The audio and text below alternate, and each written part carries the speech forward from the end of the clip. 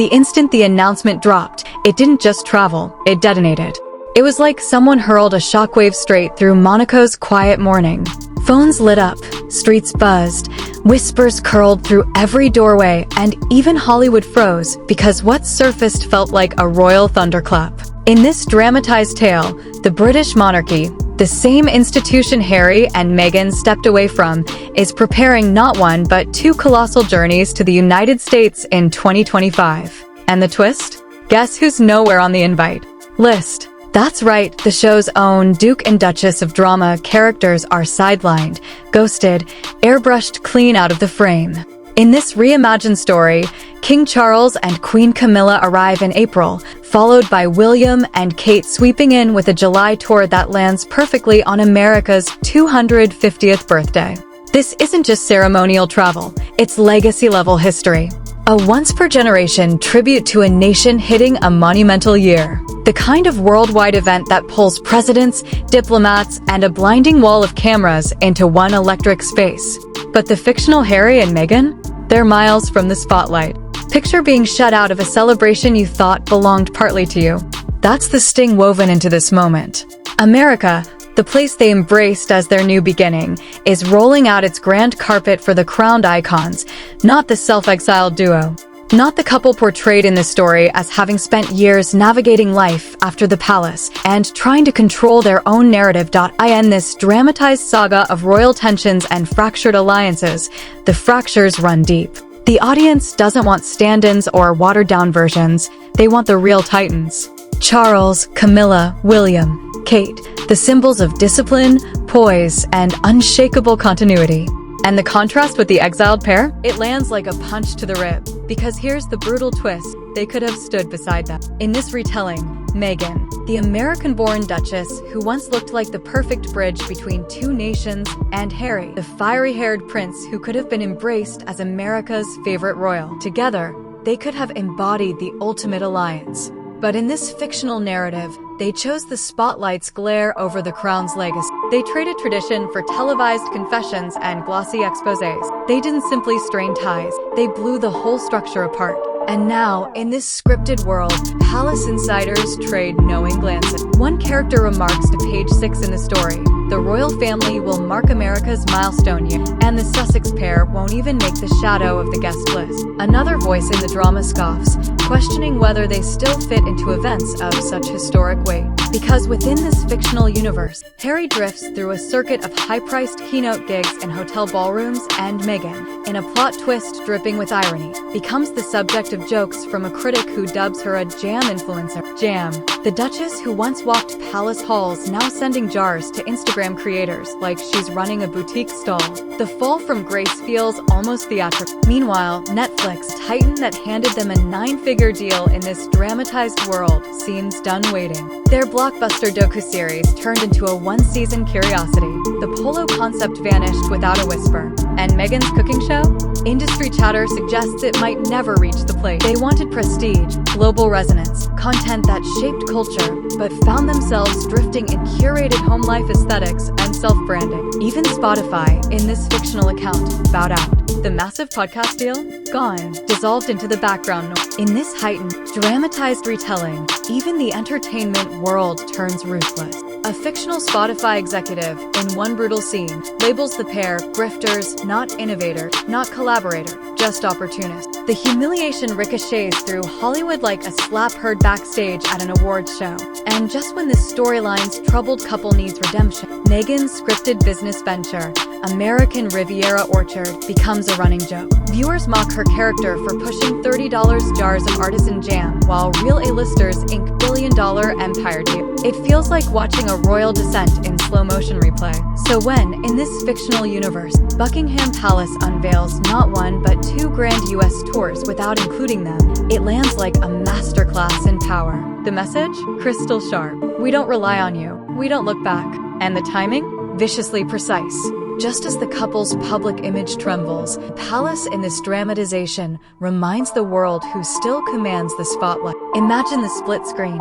William and Kate descending the aircraft stairs in July, polished, serene, embraced by global leaders and a sea of cameras. Meanwhile, the sideline duo sits at home, endlessly scrolling, watching their presence fade like mist. The very country they raced to for a fresh start now celebrates the family they distanced themselves from. The Queen in this dramatized story offered them everything: prestigious roles, meaningful patronages, a once-in-a-generation chance to modernize an ancient institution. Meghan could have become a bridge between tradition and the modern world. Harry could have risen as a universal ambassador of goodwill. They held influence, admiration, and millions rooting for their future. And in this fictional retelling, they gambled it away for the flickering glow of media deals and instant spectacle. Picture the alternate timeline: William and Kate steering the East. In this fictional retelling, the alternate future they abandoned hangs in the air like a ghost. A united East Coast tour led by William and Kate.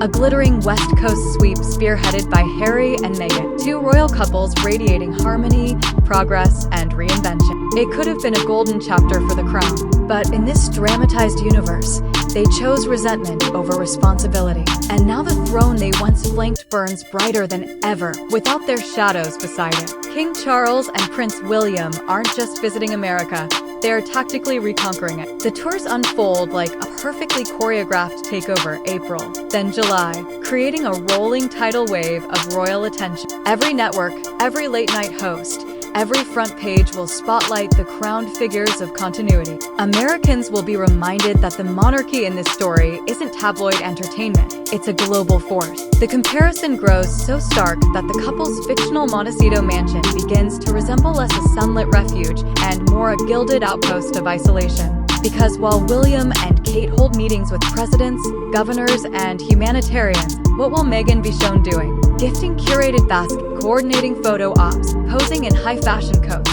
The contrast ache. Royal tours mean diplomacy. Their California appearances feel like survival. And for Meghan's character, the emotional blow is devastating. She built her entire post-royal persona on being America's Duchess. She branded herself as the bridge between the crown and a modern, diverse nation. But now, in this heightened narrative, Palace walks straight onto her home turf, California, and proves to America that it never relied on her to stay relevant. The institution she once accused of being frozen in the past is suddenly charming her own backyard with effortless finesse. For her character, it is the ultimate narrative twist. Imagine her watching from her mansion as William and Kate sweep through Los Angeles, welcomed by Hollywood elite, beaming at cheering crowd. In this dramatized saga, the scenes play out with almost painful irony. Crowds that once screamed her name now erupt for other. The symbolism is harsh but hauntingly poetic. The monarchy reclaiming a spotlight she once believed belonged to her. And for the fictional Harry,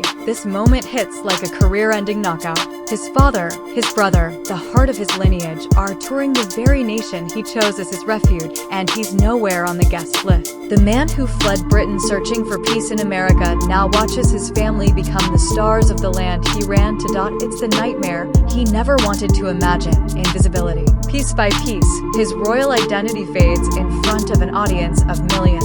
William steps seamlessly into the global roles Harry once cherished: veterans' causes, charitable missions, mental health advocacy.